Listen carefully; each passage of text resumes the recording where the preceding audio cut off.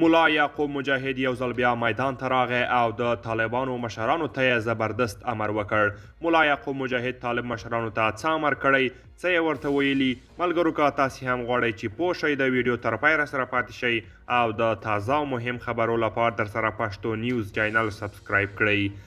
د دفاع وزیر ملا یعقوب مجاهد د طالبانو لیکو ته د ناپېژانده وسلوالو کسانو ورداخلېدو جدي اندېښنه څرګندوي. د طالبانو دفاع وزیر ملا یعقوب مجاهد هغه غږیز کلیپ ترلاسه شوی چې پکې خپل لیکو ته د ناپېژانده وسلوالو کسانو په ورداخلېدو جدي اندېښنه څرګندوي. هغه په دې غږیز کلیپ کې ویلي خطرناکه او ناشناس خلک زموږ طالبانو لیکو ته داخل شوي. زه ډلګۍ مشرانو ته هدایت کوم چې ژر یې له لیکو وباسئ. هغه د خپلو اردوګانو مسؤلینو ته خبرداری ورکړی چې ژر تر ژره دې خپلې لیکې تصفیه کړي، که یې د مرکز خبرو ته غوږ کېنښود تفتیش ورپسې استوو.